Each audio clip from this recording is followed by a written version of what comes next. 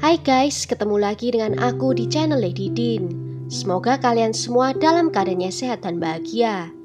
Kali ini, aku mau membagikan kisah gelap dari seorang wanita muda di Spanyol yang sudah menikah namun punya 3 orang kekasih lainnya juga. Bagaimana kisah lengkapnya? Tanpa basa-basi lama-lama, kita langsung masuk ke ceritanya ya. Sebelumnya, jangan lupa untuk subscribe dulu channel ini dan nyalakan lonceng notifikasinya supaya kalian tahu video terbaru dari aku.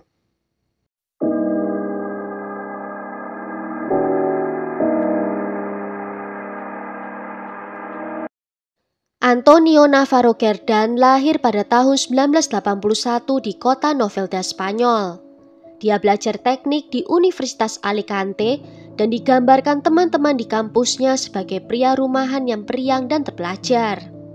Di tahun 2011, dia bertemu dengan seorang wanita bernama Maria Jesus Moreno. Maria lahir pada tahun 1990 dan dia adalah anak bungsu kedua dari 5 bersaudara.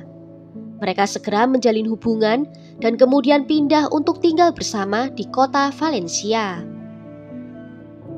Antonio kemudian bekerja di sebuah perusahaan konstruksi, sementara Maria melanjutkan karirnya sebagai seorang perawat di Rumah Sakit Casa de Salud. Pada tanggal 3 September 2016, Antonio dan Maria menikah. Para tamu undangan yang hadir mengatakan kalau pasangan itu terlihat sangatlah sempurna dan serasi. Namun apa yang terjadi sebenarnya berlawanan dengan apa yang dilihat oleh semua orang. Sebelum pernikahannya, Maria sempat berpikir untuk putus dari hubungannya dengan Antonio. Namun dia memutuskan untuk lanjut ke pernikahan agar tidak mengecewakan keluarganya. Menjelang hari pernikahannya, dia kerap berulang kali tidak setia kepada Antonio. Maria memang sangat suka berpesta dengan caranya yang liar dan tidak siap untuk berkomitmen dalam hubungan monogami. Bahkan sebelum 1 tahun pernikahannya berjalan, Maria sudah berselingkuh dengan beberapa orang pria. Salah satunya pria itu bernama Salvador Ortigo yang usianya lebih tua 20 tahun daripada Maria. Maria menjadi sangat dekat dengannya karena sama-sama bekerja di rumah sakit yang sama sebagai perawat. Salvador memiliki putri dari pernikahannya yang usianya hanya beberapa tahun lebih muda daripada Maria. Saat Salvador dan Maria melakukan perselingkuhan, dia tidak sadar kalau Maria juga memiliki banyak kekasih lain. Namun hanya Salvador yang dipilihnya menjadi pion. Dia mengatakan kepada Salvador kalau suaminya itu kerap berlaku kasar kepadanya. Salvador mempercayainya dan berjanji akan membantunya untuk menyelesaikan masalah. Dalam pernikahannya, Maria dan suaminya itu terus-menerus berdebat. Maria juga mengklaim kalau suaminya itu kerap berlaku kasar terhadapnya dan juga pernah mengusirnya untuk keluar dari rumah. Pada tanggal 16 Agustus 2017, Antonio berangkat bekerja sekitar pukul 7:30 di pagi hari.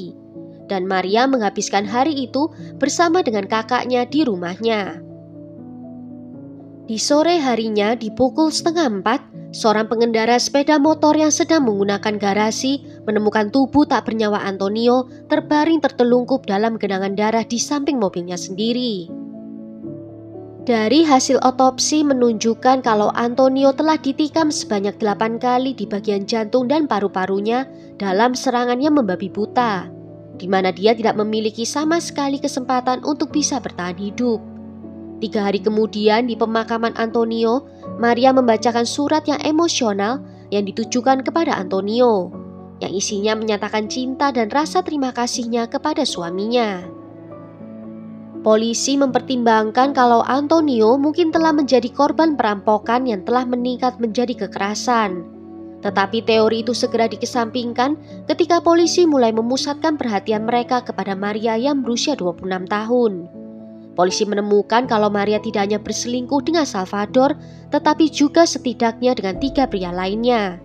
Dari penyelidikan juga diketahui kalau Antonio memiliki beberapa polis asuransi jiwa yang bernilai tinggi, di mana Maria akan menjadi penerima manfaatnya. Polisi merasa kalau mereka sudah mendapatkan motif yang cukup jelas. Setelah kematian Antonio, Maria dan Salvador berhenti untuk bertemu, namun tetap melanjutkan hubungan mereka. Dan polisi menempatkan Maria di bawah pengawasannya mereka. Di awal tahun 2018, Maria bertemu dengan Salvador di sebuah restoran di pusat perbelanjaan di kota Torrent. Dalam pertemuan itu keduanya membahas tentang rincian dari pembunuhan yang terjadi, dan perbincangan itu berhasil direkam oleh polisi. Pada tanggal 12 Januari 2018, Maria dan Salvador ditangkap dan pengadilan menolak untuk memberikan jaminan kepada mereka. Dalam pernyataan polisi dan di pengadilan, Salvador mengakui kalau telah melakukan pembunuhan dan bertanggung jawab sepenuhnya. Dia mengatakan kalau dia yang merencanakan dan melakukannya sendiri karena ingin membebaskan Maria dari hubungannya dengan suaminya yang penuh dengan kekerasan. Dia juga mengklaim kalau dia tidak terlibat hubungan asmara dengan Maria dan mereka hanya sekedar berteman baik saja. Sedangkan sambil menangis, Maria mengklaim kalau dia hanya ingin bercerai dari suaminya, namun suaminya itu tidak mau menceraikannya. Maria kemudian meminta Salvador untuk menakut-nakuti Antonio agar menyetujui perceraian itu. Dan tidak pernah terlintas di benaknya kalau ini semua berakhir dengan kematian Antonio. Dan setelahnya dia merasa terlalu takut untuk melapor ke polisi. Namun kemudian Maria merubah pernyataannya dan dia mengatakan kalau dia tidak berpartisipasi dalam pembunuhan Antonio dan dia mengatakan kalau Salvador sangat terobsesi dengan dirinya.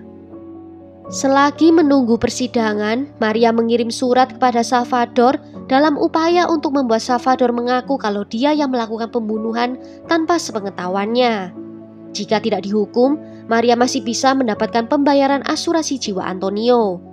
Namun setelah putrinya Salvador datang mengunjungi dan memohon agar ayahnya mengaku yang sebenarnya, akhirnya Salvador menceritakan apa yang terjadi di hari itu dengan rinci. Salvador kemudian menceritakan kalau Maria telah memberinya kunci untuk masuk ke dalam garasi sehingga dia bisa parkir di sana. Dia tiba di dalam garasi itu di pukul 7:30 pagi sambil membawa ransel yang berisi pisau, sarung tangan, dan handuk. Sekitar 10 menit dia menunggu, dia melihat Antonio masuk ke dalam garasi itu. Dan Salvador mendekatinya dari arah belakang dan kemudian menikamnya 8 kali secara berturut-turut. Salvador kemudian melarikan diri, membuang sarung tangan yang dipakainya dan menyembunyikan barang bukti lainnya. Sebelum akhirnya dia menemui Maria di rumah saudara laki-lakinya. Sesampai di sana, dia memberitahu Maria kalau dia sudah selesai melakukan perintahnya. Namun, tanpa sepengetahuannya saat dia melakukan pembunuhan itu, Maria sedang sibuk bertukar pesan dengan kekasih barunya. Salvador juga menunjukkan kepada polisi di mana dia menaruh senjata yang digunakan, yaitu sebuah pisau yang dibelinya dari 1 bulan sebelumnya di sebuah toko perkakas. Dia membuang pisau itu di septic tank di pertaniannya dan kemudian menguburkannya di bawah tumpukan kerikil dan pasir beton. Tim spesialis memerlukan waktu lebih dari 3 jam untuk bisa menggalinya. Di persidangan, Maria mengaku kalau dia tidak pernah benar-benar menyukai Salvador dan bahwa dia merayunya agar Salvador bisa melakukan permintaannya saja.